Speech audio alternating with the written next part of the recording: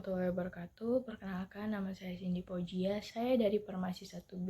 Di sini saya ingin menjelaskan tentang kimia organik yang berjudul lipid.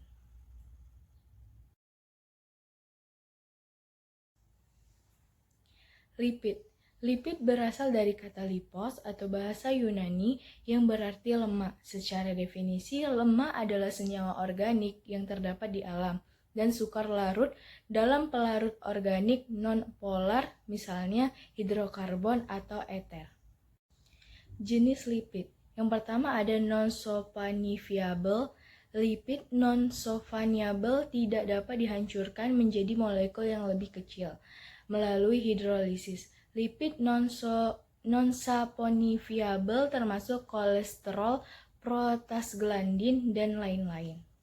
Yang kedua ada saponifiable. Lipid yang dapat disaponifikasi terdiri dari satu atau lebih gugus eter yang memungkinkannya menjadi hidrolisis dengan adanya basa, asam, atau enzim termasuk lilin, trigliserida, sfigolipid, dan fosfolipid. Selanjutnya, kategori ini dapat dibagi menjadi lipid non-polar dan polar. Selanjutnya ada sifat lipid. Yang pertama, lipid dapat berupa cairan atau padatan non-kristal pada suhu kamar. Yang kedua ada lemak dan minyak murni, tidak berwarna, tidak berbau, dan tidak berasa. Yang ketiga, lipid adalah molekul organik yang kaya energi. Yang keempat, lipid tidak larut dalam air.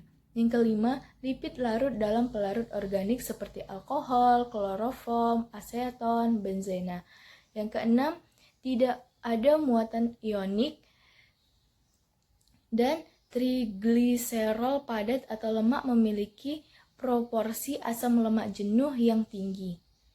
Selanjutnya ada struktur lipid. Yang pertama, lipid sederhana, ester asam lemak dengan berbagai alkohol. Contohnya gliserida dan lilin. Yang kedua ada lipid gabungan atau majemuk. Ester asam lemak yang punya gugus tambahan.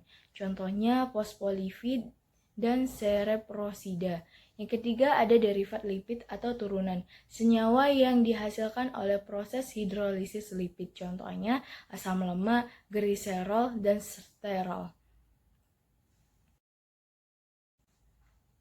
Lipid berdasarkan struktur kimia.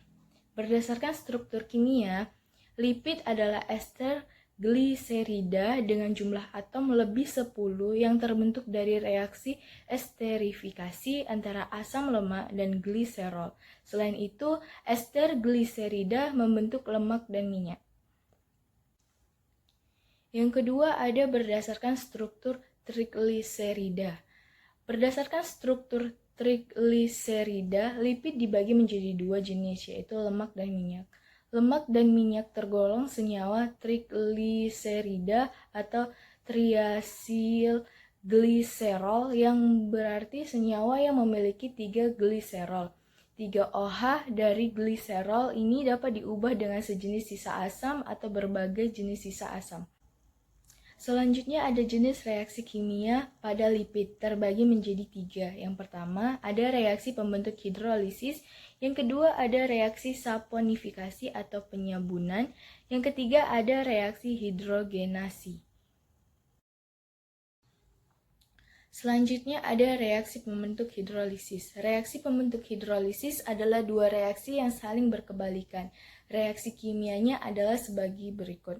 Reaksi pembentuk lemak atau esterifikasi, asam lemak ditambah gliserol akan menjadi lemak ditambah air. Selanjutnya ada reaksi hidrolisis lemak, yaitu lemak ditambah air akan menjadi asam lemak ditambah gliserol. Selanjutnya ada reaksi saponifikasi atau penyabunan. Reaksi saponifikasi atau penyabunan adalah campuran lemak dan basa kuat yang menghasilkan sabun atau garam lemak dengan gliserol.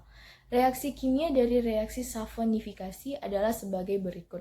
Lemak ditambah basa kuat akan menjadi garam lemak atau sabun ditambah gliserol. Selanjutnya ada reaksi hidrogenasi. Reaksi hidrogenasi adalah reaksi penjenuhan lemak yang mengubah wujud lemak menjadi bentuk padat.